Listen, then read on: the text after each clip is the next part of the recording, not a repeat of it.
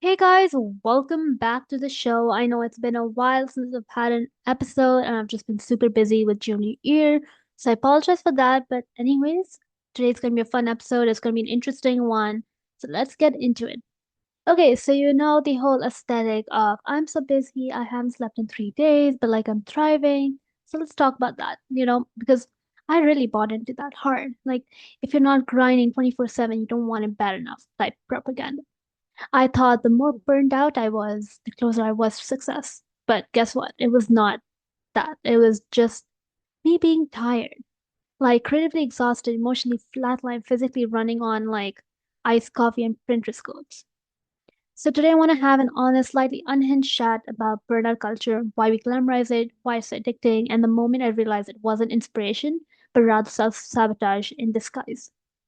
So let's get into it. First of all, the burnout aesthetic is just so addicting to me because there's this culture on TikTok and Pinterest that makes overworking look like a lifestyle. It's almost like glamorizing and showing people who are either Gen Zs, millennials, whatever, that, working extra hard. Because, okay, so before I even get into that, working extra hard and overworking are two different things.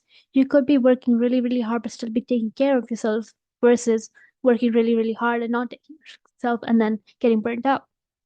There's also this weird pride in being busy or overbooked, like it proves you're serious.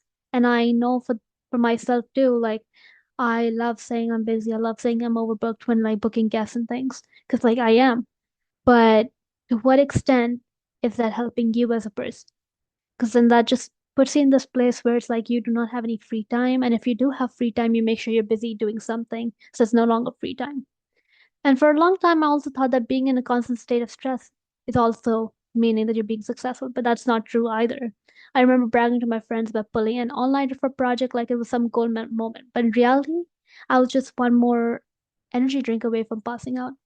And so these are the kind of unhealthy moments that are not the bright spots of burnout culture. In fact, not like there's no aspect of burnout culture really that's quote unquote good, but it's purely just evil, honestly. Like it needs to be unnormalized at this point because there's so much gravity of Gen Zs and Gen Alphas thinking that burnout culture is good, being burnt out is good. They don't even know how to recognize that they are being burnt out. Now, there's also the crash out portion of it, where burnout stops being cute and stops being something that can be brushed aside. Because you can only really fake it for so long. Because creativity blocks hit harder and everything feels like a task instead of a passion. Then your body focuses and forces you to slow down, either through exhaustion, brain fog, or just complete emotional flatlining. I hit the point where even like opening a laptop or opening up a book was like creating like this whole emotional turmoil type thing where I was just trying to survive rather than thrive. And so that's like an important moment where you just have to kind of realize that, okay, I'm doing this because I love it, not because I'm being forced to. And if you are burnt out and everything starts feeling the opposite way and you just don't enjoy it as much. Now with the podcasting, the reason I kind of had like a whole 1 month gap was because of the work I was doing and how busy I was getting.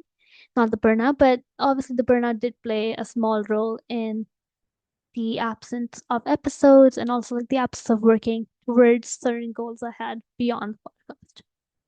Um, Now again, how I'm talking about burnout as a whole, like, this is what we have, this is what's going on, but how do you break up with burnout culture?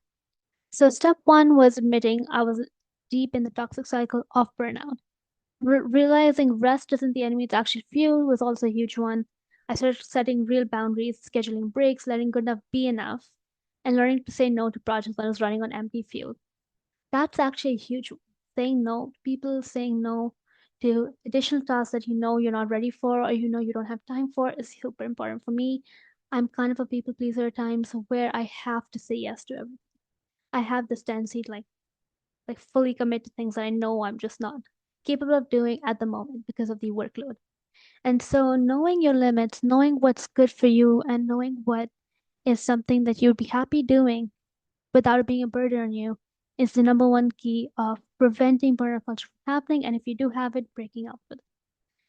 Then also scheduling breaks. I don't even know what a break is at this point. Like if I have a break, then I try to figure out something to do. That's just the thing. I have the mentality of work, work, work, right? And so that's another thing, kind of you have to break the mentality, get your breaks, go out for a walk, read a book, sing a song, listen to music, whatever it is that gives you joy, and do that. And then also letting good be enough. Like I said, letting good enough be enough. What I mean by that is I'm also a perfectionist. So like I try to make sure if I'm working on something it has to be perfect. So I rewrite a paper over and over and over again. It takes a lot of time, gives you like frustration, all that, and then that leads to more burnout because you're overworking yourself to hit those quote unquote perfect points. But the truth is, right, there's no such thing as perfect. Perfect is subjective. Something that's perfect for you may not be perfect for someone else. Something that's worse for you might be really, really bad, worse than worse for someone else. Like it really just depends from person to person. Now, let's start getting real now with the burnout recovery plan. The real one and not the romanticized version. Rest days without guilt are necessary, not selfish. You need to understand that your needs are important, and by prioritizing yourself, you're not being selfish.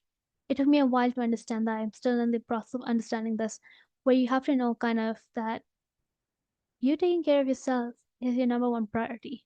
That's number one priority for anyone, really.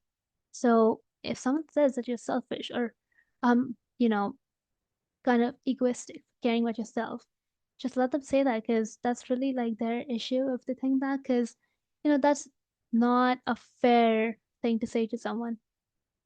Your rest is as important as their rest.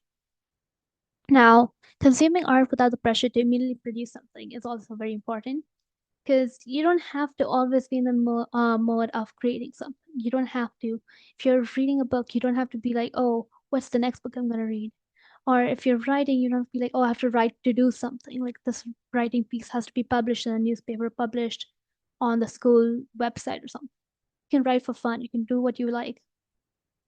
And then like with podcasts too, like you can record stuff but not publish it because you don't feel like it's good enough, and then you do another one later on.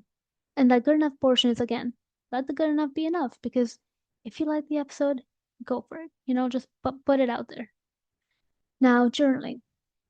Journaling through burnout really helps get the chaos out of your head and onto paper and gives you an outlet. So I think that's really important. And if you're not a writer and you like singing instead or painting, do whatever you think that helps you come out of that zone of burnout.